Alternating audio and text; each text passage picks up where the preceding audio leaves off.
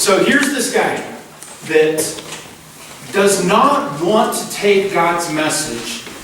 God hurls this storm at him, and we talked about how turbulence is meant to draw us close to God. And so in the midst of his rebellion, God's chastising him. He's saying, no, you're not getting away from this mission or from me. And so he throws the storm at Jonah, and the whole idea of being caught up in turbulence is to remind us that God is driving us towards him. If that's the case, then we can see God differently. Like sometimes we look at turbulence as punishment or turbulence as this bad thing, like God's going to get you, right? When really what it is God saying, I love you so much, I'm going to do everything that I can to pull you back to me. No matter what, it might hurt a little bit. It might be pretty scary for you, but I love you. I don't want you to get away. And I'm going to do whatever it takes to keep you near me and to bring you back to me. See, turbulence is often initiated by God. Not to drive us away from him, but to drive us to him. And this is no different with the Ninevites. They wouldn't have had any idea that what they were doing was wrong or that God was upset with them if it hadn't been for God saying, I'm going to send somebody to you to tell you how much I love you and how concerned I am for you, that if you don't change, bad things will happen. And so that's what Jonah set out to do, but not until he gets swallowed by a whale. Okay? He's thrown overboard because the storm is so great they don't know what else to do. And they're like, well, let's try to appease his God. They throw him overboard. He goes down to the depths of the ocean and is concerned that that's it for him. He thinks he's going to die. But he gets scooped up by a whale. We're going to talk about that more here in just a few minutes. But like scooped up by a whale or great fish. They're not really sure what. I'm not going to get sidetracked today. But I saw a video on Facebook yesterday of a sunfish that was like 5,000 pounds. What? Okay? A sunfish off the coast of Japan or someplace. So this sucker was literally the size of this room. Okay? But you know, sunfish are like flat. Yeah. You know? So it's like the size of this room, but it's swimming like this. And his mouth was no lie, this big. Like divers are swimming next to him. And that's not nearly as big as some of the whales that are out there. Okay? But it was, wow, seriously, like there's big stuff in the ocean I wouldn't want to mess with. So regardless, he gets sucked up by this whale, and then 3 days later, he gets puked out on the beach. And that's where we're picking up the story. If you guys have ever fished, cut open fish, we were in Oregon recently in this little town called Waldport, and they have fish processing centers right there. Oh my gosh. It is the stinkiest thing. Like, I don't know what they were doing, but like all the leftover fish parts were coming out of this machine into this big truck. And it was spilling over. Oh, it stinks so bad. So bad. And yet, that's just like the outside. Imagine being inside one of these fish for a while and then getting puked up on the shore. That's kind of gross. But that's where we find Jonah at this point. So Jonah has come back to God. In the midst of this rescue by this submarine that's called the Whale, he like realizes that God is sending him help.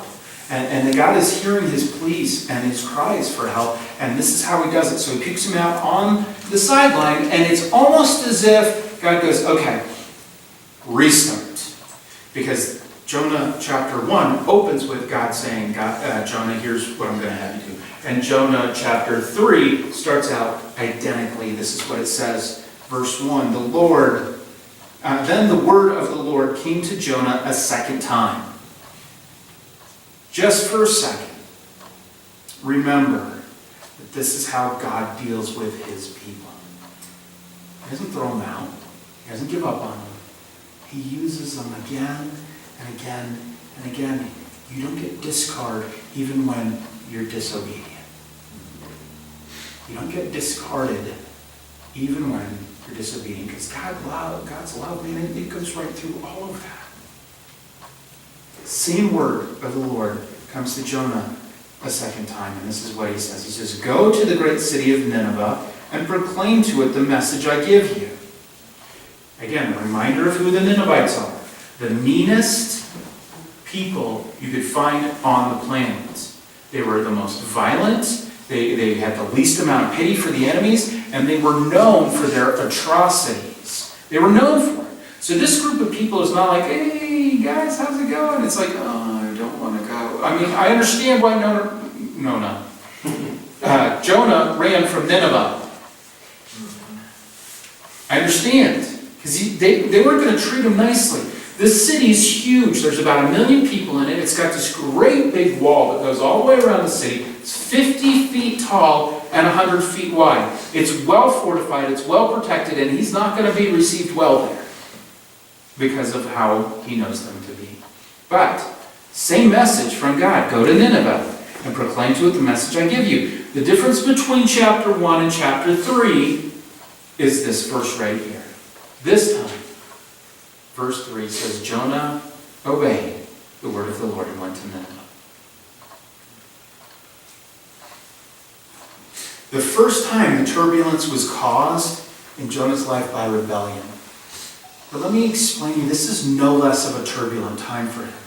Sometimes following God will lead you straight into turbulence. And God doesn't view this world the way that we view this world, where safety and comfort and independence and comfy lifestyles and lots of money are his. It's not what he views as success. He views success, a close relationship with him. Nothing else matters. And there are times when he says, I'm going to ask you to give up safety. I'm going to ask you to give up success. And I'm going to ask you to go to a very uncomfortable situation. I'm going to ask you to not look at your money as your own, but to think about how to use it in my kingdom. I'm going to ask you to do things that your lives and your culture and your society just do not understand. Sometimes following God will lead you into more turbulent waters than you've ever been in before in your life. But you have to follow Him. You have to.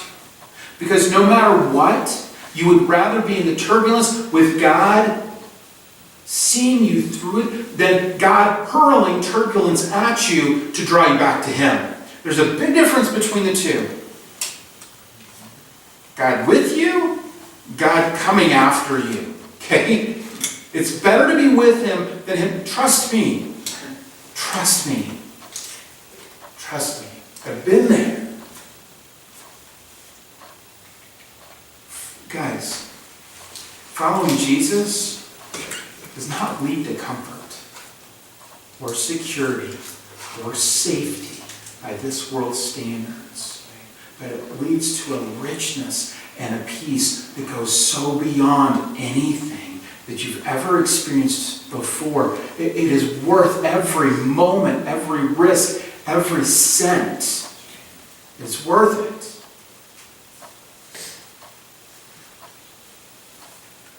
So Jonah obeys, and he goes. The only thing that's different between chapter 1 and chapter 3 is Jonah. It's the only thing that's changed here. It's Jonah. He remembers who God is.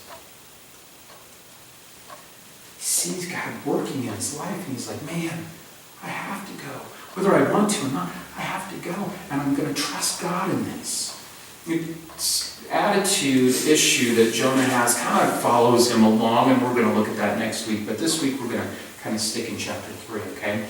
The thing to realize here is that what God is inviting Jonah to, what God is asking him to do, is incredibly turbulent because other prophets have been ridiculed and resisted and even executed in other places with much kinder, gentler people that they were speaking to in much nicer and more loving terms than what Jonah's about to use and do, and the people that he's about to go to. So other prophets have been resisted, ridiculed, and executed for far less than what Jonah's being told to go do, but yet he doesn't. He doesn't. Verse 3, the second part. So again, Nineveh was this large city. It took 3 days to go through it. Now, again, there's some questions about, like, was it so big that he couldn't walk through it in 3 days? Or was 3 days really what the appropriate amount of time was for an ambassador to visit? They're not really sure. But it had about 1 million people in it. It had some outer cities that were outside of the Great Wall, inside of it. And so for whatever reason, it says that it would take him about 3 days for everybody to hear the message. So he starts out, verse 4, on day 1, going a day's journey into the city, proclaiming this message. 40 more days, and Nineveh is going to be overthrown. He's saying, you guys have a choice here, and you've got a chance. In 40 days, if there's no change in your hearts and your behavior, you will be judged by God, and it will not go well. But the possibility exists that if there's a heart change and a behavior change, that God may just change the culture, the city, in a different way. And they may become God-fearing. Nobody's really sure what's going to happen. Now, Jonah definitely has an agenda, and we're going to see that next week. But at this point, he's doing exactly what God says. 40 more days, and Nineveh is going to be overthrown. Which really means a destruction or a transformation. If they don't change, destruction. If they do change, transformation. Verse 5. The Ninevites killed Jonah. They took him to the outside of the city and stoned him with rocks, and he died. Is that what that says? No, it says the Ninevites wait, what? The Ninevites believed God? The Ninevites believed God. Now, here's the thing that kind of makes me crazy. It takes 3 days for the entire city to hear Jonah's message, yes? And that's what one of the previous verses said. How many days' journey had he been on so far? 1 day. Day 1!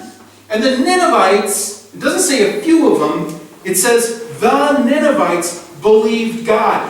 I'll tell you what, when people do what I do, like pastors in churches all over the world read this passage, they go, what the heck? 1 day, the entire city's transformed.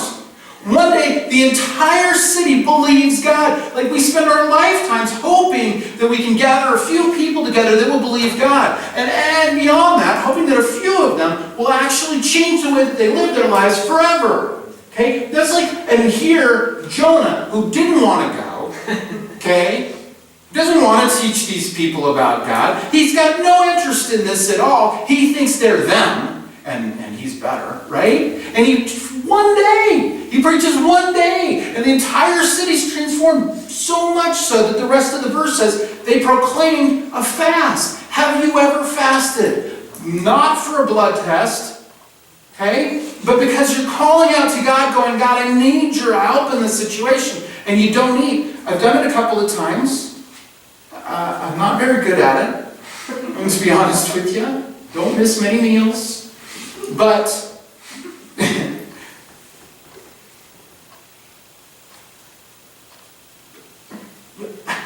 it causes them to completely cry out to God.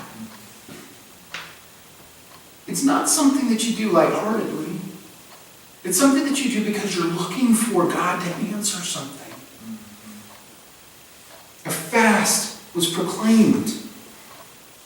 And all of them, the Ninevites, from the greatest to the least, put on sackcloth. I was laughing a little bit with the first service because we had a row of girls that were wearing boots. Like, the weather goes below 40 in the morning and then it's boot weather, okay? And so they all put on their fancy boots and they show up to church wearing their fall clothes and everybody's super excited. Can't wait to wear fall clothes. And I'm a summer guy. I'd rather be wearing flip-flops up here, but my toes are ugly, so I don't want to subject myself to that kind of distraction while we're trying to talk about God's Word. So, you can't see my toes, they're in shoes right now. That's you're looking, I can tell. You want to know how bad artist is. They're just, don't worry about it. So, in the midst of that, like some of the things that you pull out of your closet might be sweaters. Right? You put them in the little storage bin for the summer, you pull them out in the wintertime, you wear your sweaters. I hate sweaters. And this is why. Have you ever had a really itchy sweater? Yes. Oh, it's the worst, right? It's the worst. And so I try to make sure that I've got really long sleeves on if I have to wear those really itchy sweaters and really high collars. Sackcloth is like that. But you don't wear anything under it.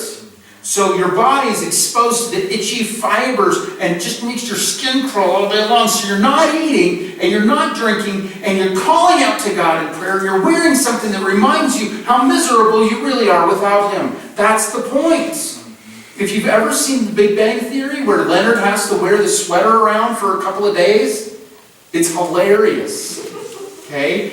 But he takes it off at one point and he's just completely red and he's scratching. That's it. You're miserable before God, without God. Miserable. And that's what they're doing. The thing that I love about it is read verse 6. I'm sorry, I'm yelling. I'm excited about this. When Jonah's warning reached the king of Nineveh, he rose from his royal throne, took off his royal robes, and covered himself with sackcloth and sat down in the dust. So he does the exact same thing that everybody else does. Now, isn't it typical that your political leaders are like the last ones to get it? See, it's already gone throughout Nineveh. They're already all putting on sackcloth, holding this fast anyway. And then it comes to the king and he's like, oh, no, we're in trouble. I'm going to do the whole thing. And it's not just enough for him to do it. Look what happens next. This is the proclamation that he issued. Again, it's a grassroots effort that starts to percolate up from the common people. It finally reaches the king, and now he's going to legislate it because that's what they do. Solves everyone's problems, right? Put it in law because then people will really get it. No, it's heartfelt. That's what makes the difference here, is these people didn't have to be told what to do. They were already doing it. But yet, he reaffirms it with this proclamation issued in Nineveh by the decree of the king and his nobles, all the influential families and the people that held power and the people that were important. They were all doing it too. Do not let people or animals or herds or flocks taste anything. Do not let them eat or drink, but let the people and animals be covered with sackcloth. Let everyone call urgently on God and let them give up their evil ways and their violence. Not just people, but animals too, because this community was so intertwined that the king and the nobles, the important people, the officials understood that if the people were judged by God and died, the animals were too. So, if they can get the entire community calling out to God, including the animals, the voices mingled together between livestock and humans, that maybe God would somehow be even more compassionate and more merciful and more sparing. So even the animals were fasting. Our dogs that are in the back are being very, very quiet right now, which is always good, are very good at letting us know when they're hungry. If you've had pets before, you know that. Can you imagine? Fields full, and you're pulling them into arenas that don't have food, and they're calling out whatever they do, mooing or bawing or bleeding. I don't know what you call them. I don't know. And the people are praying, and they're repenting, which means turning their backs on the things that they did that were in violation of what God said we should be like.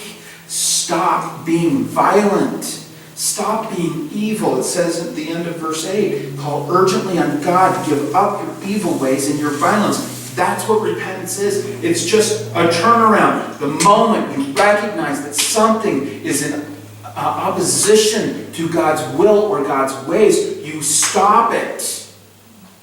And you turn to Him, away from it, and you turn to Him, away, you put your back to whatever it is, and you turn your face to Him.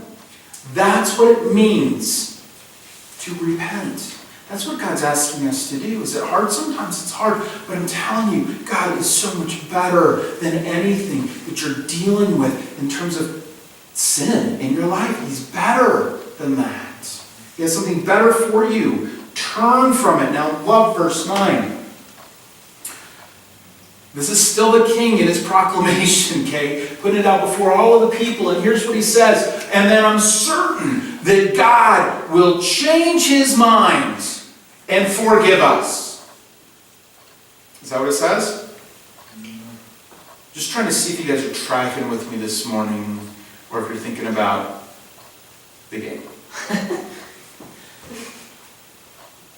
He doesn't say that. He says perhaps. Who knows? Maybe. Again, guys, things in life may not be certain. Even with God on your side, there's still a bit of uncertainty, of unsureness. Like, what's God going to do? If you knew what God was going to do, would he still be God? Or would you? All along, as we've kind of changed our name, we've changed our branding as a church, we've started to kind of redefine our mission and our values and our vision. All along in this, there's always been these themes that have run, whether we were the church before this church. It's always been to help people fall desperately in love with God and for them to behave like they're desperately in love. And so we're defining that now. This vision is we want to see families living in audacious faith with eager anticipation. You want to know what that looks like? Well, who knows what God's going to do? But this is what we're about. Who knows? He says, who knows if God's going to relent or not? But let's hope that he relents with compassion and turns from his fierce anger so that we will not perish. See, when you're living with God, you're living with this eager expectation and with this audacious faith. Like, I don't know what's going to happen as I risk my life in this area, as we give generously in this area, as we pursue walking away from a career towards something that he has from us, or if we throw ourselves headlong into our workplace, or if we try to have kids, or whatever it is, you don't know. Who knows what's going to happen? But living with audacious faith and eager expectation is living counting on God showing up. And if he doesn't, hey, it's okay. Either we're dead and we get to be with him forever, or another day's coming where we can again go, who knows? Maybe God will show up in a different way today. Who knows? God may yet relent and have compassion and turn from his fierce anger so that we will not perish. Verse 10, when God saw what they did and how they turned from their evil ways, he relented. God is wishy-washy. God goes back and forth. Today I'm going to be angry at them. Tomorrow is that what do you think happened here? No. See, judgment and the prophecy of judgment and the foretelling of judgment is always conditional. You have a choice. They had a choice. God relented when he saw that their behavior had changed, that they were turning from their evil ways, and he relented and he did not bring on them the destruction he had threatened. Because prophetic warnings of judgment are designed to elicit repentance.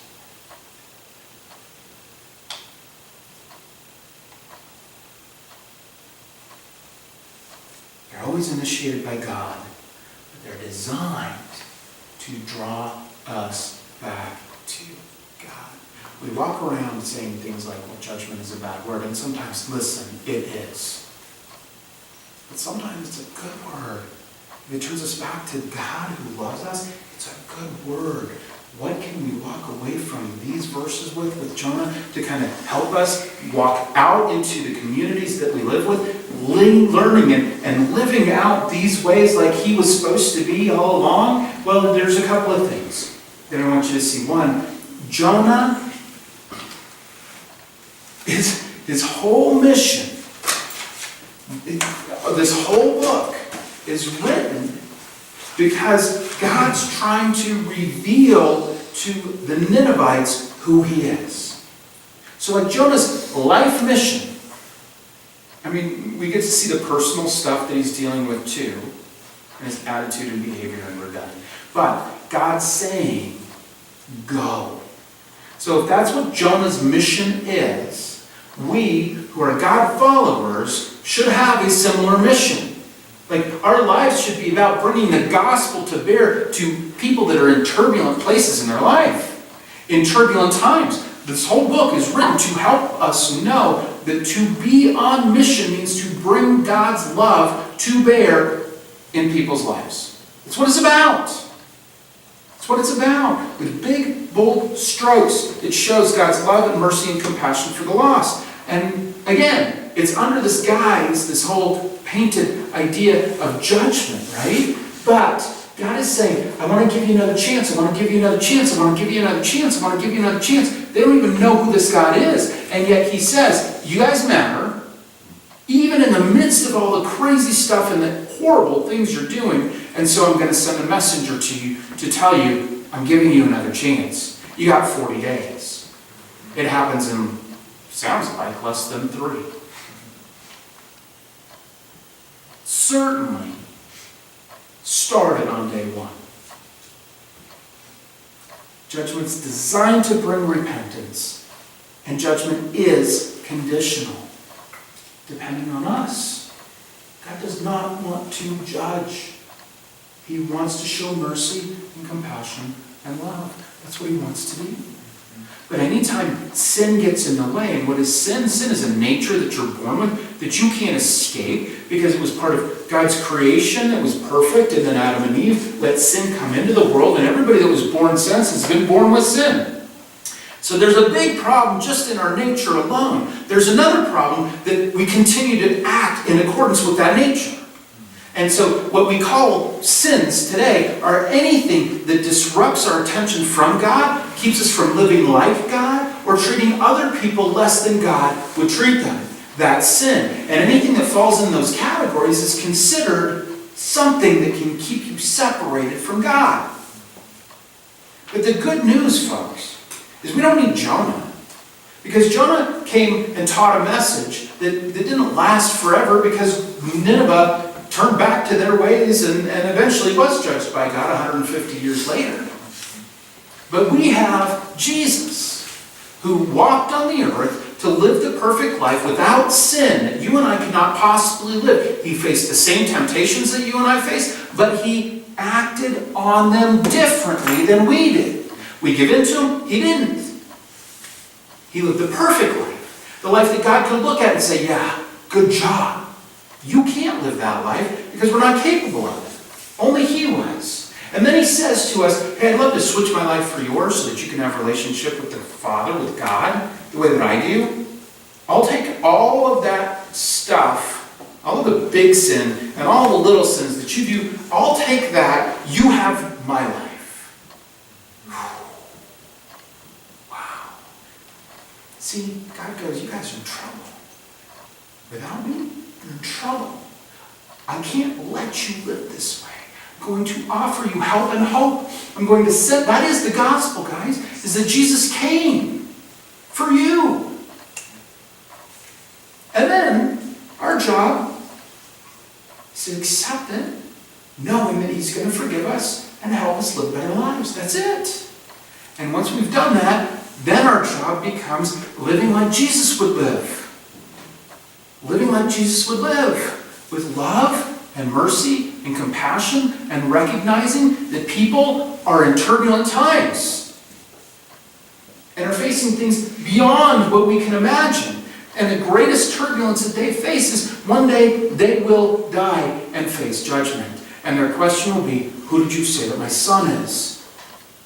And they'll either be separated from God forever, and that's a very turbulent place to be.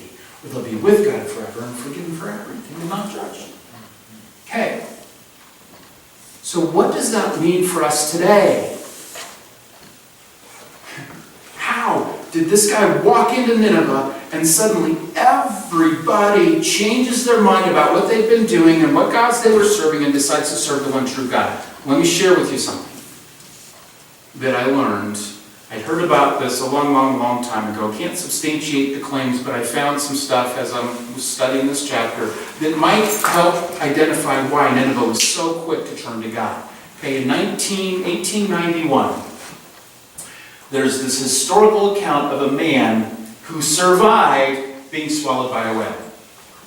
Okay, so if you think it was just Jonah, like there's either significant factual evidence or folklore. We can't quite figure out which one this is.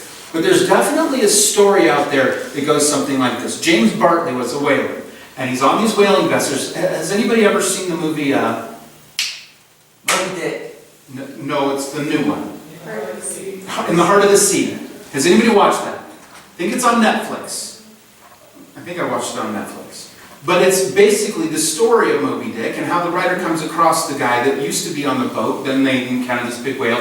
And so it's all of these guys that are whalers. And you get to see kind of this picture roll out of about this time frame of how they would have done whaling. So there's a big boat that everybody's on, and then once they come across the whales, everybody gets on little boats, and they've got these big harpoon spear things on ropes in a little boat trying to capture a big whale.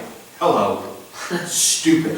Okay? And so this guy's a whaler, James Bartley, in 1891. He got on one of these little boats. He goes out to try to capture this whale, and apparently, they thought that they lost him at sea. And during this whaling accident, okay, while they're whaling. So James Bartley was discovered when the whale was caught. And they cut him open, and a couple of days later, pull him from the stomach unconscious. Eventually came around and returned to whaling. Okay, so I'm kind of a skeptic until I watch, what was it called again? In the Heart of the Sea. And then, this National Geographic documentary, In the Heart of the Sea, kind of explains how all this stuff works. It wasn't National Geographic. Okay, that was a joke.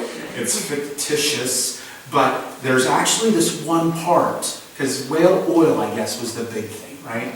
Like, they can't get down inside this whale to get all of the oil out. So they find this little guy to go down there for him. Probably like Carter's size, okay? So Carter, if we were all whalers, we'd probably send you into the middle of this whale through the little blowhole thing to collect all of the oil out of the whale.